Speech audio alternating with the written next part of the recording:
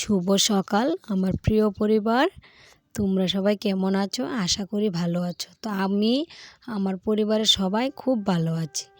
তো যে যেখান থেকে দেখছো আশা করি ভালো লাগবে। ভিডিওটা কেউ স্কিপ করবে না, একটু দেখো। আমার সারাদিনের রুটিন আমি কি করি তোমাদের সামনে একটু তুলে ধরি। তো যদি তোমাদের ভালো লাগে তাহলে লাইক কমেন্ট শেয়ার করে দিও, আর যদি চ্যানেলে নতুন হয়ে থাকো তাহলে চ্যানেলটিকে অবশ্যই সাবস্ক্রাইব করে দিও।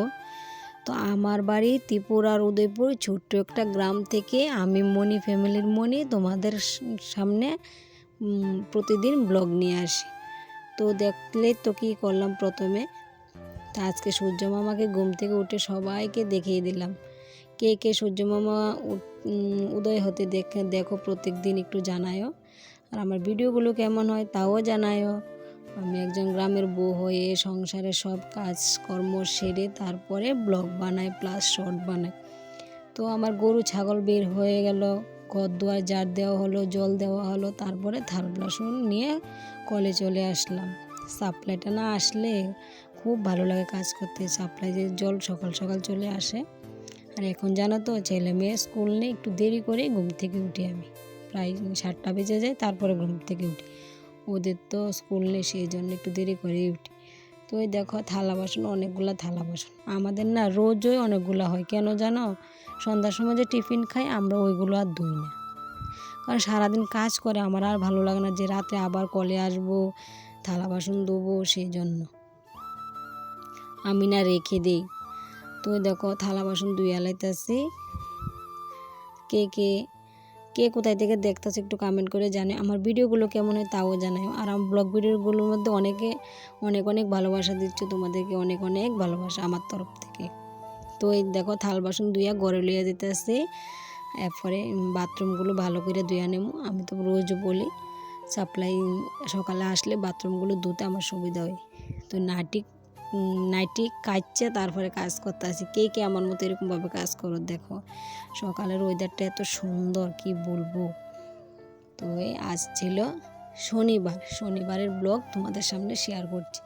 তো সব কাজ সেরে আজকে না পিঠা খাবো আমরা, সকালে বাফের পিঠা খাবো। কে কে এই পিঠাকে কী বলে একটু জানাও। তো দেখো সকালে ঘুম থেকে উঠে আগে চাল ভিজাইছি, তারপরে মিক্সচার করে লাইছি। মিক্সচার করে তো পিঠা বানাবো।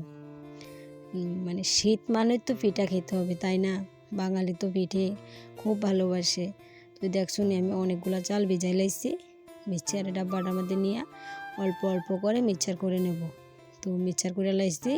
তারপরে একটা নারকেলও আসছিল, রুদ্র বাবা সকালে নারকেলটা আস্তা ছিল, তো ওটাকে মানে নারকেলটাকে ছোলাইয়া দিছে।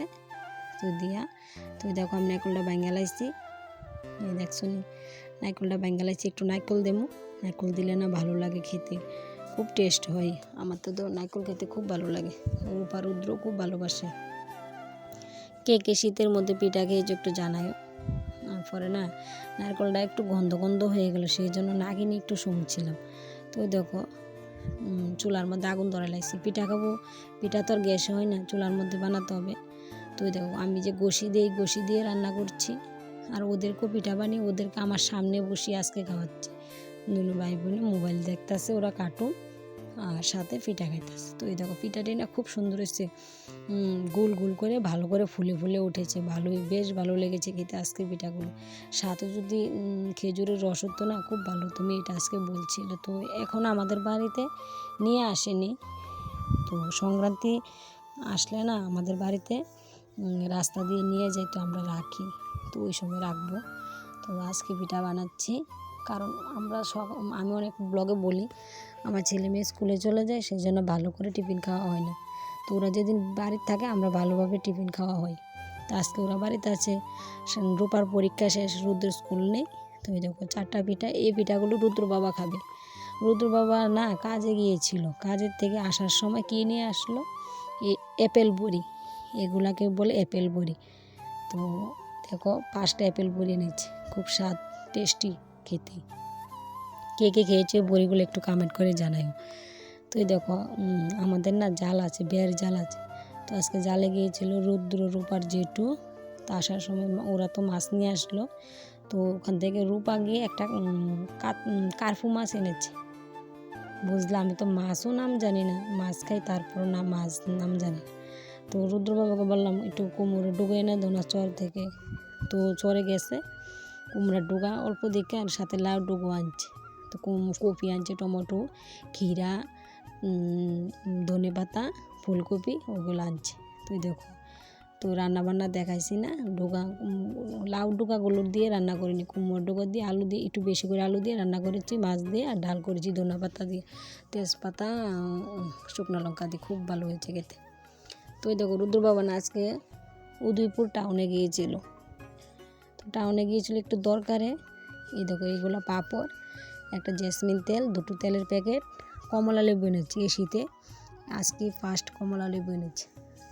তো দুপুরে আর কিছু তোমাদের সামনে শেয়ার হয়নি। তো আমি এখন কোথায় যাচ্ছি? চরে যাবো। রুদ্রবাবা বলছে চলো চরে কপি ক্ষেত কোবাবে, আমাকে বলছে। তা আমি বললাম যে আমি পারবো? হ্যাঁ পারবো। ওই দেখো দুজনে দুটো কোদাল নিয়ে আসলাম, কপি ক্ষেত কোবাবো।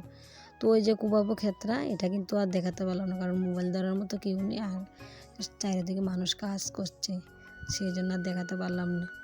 তো এই কপি ক্ষেতটা মানে কপি চারাগুলো লাগানোর সময় তোমাদেরকে দেখিয়েছি, যারা আগের থেকে ব্লগটা দেখবে। তো এই গাছগুলো এতটুকু হয়েছে, বাঁধাকপির চারা, ফুলকপির চারা। তো সন্ধ্যার সময় চা টিফিন খেলাম, খেয়ে কালকের জন্য লাউ ডোগাগুলো কাটতে রাখতেছি। আর এই এখানে না কিছু কুমড়োর পাতা, লাউ পাতা দিয়া, কাঁচামরিচ একটু দিয়া সিদ্ধ করে ভর্তা বানাবো। আর সাথে ভাত বসাইছি, ভাতের সাথে না 3টা উস্তা দিচ্ছি, উস্তাগুলো গরম ভাতের লগে ভর্তা বানিয়ে খাবো, ভালো লাগে। তো ভিডিওটা কেমন হয় একটু জানাইও, ভালো হলে জানাইও। সবাইকে আজকের মতো অতটুকুই, টাটা বাই বাই।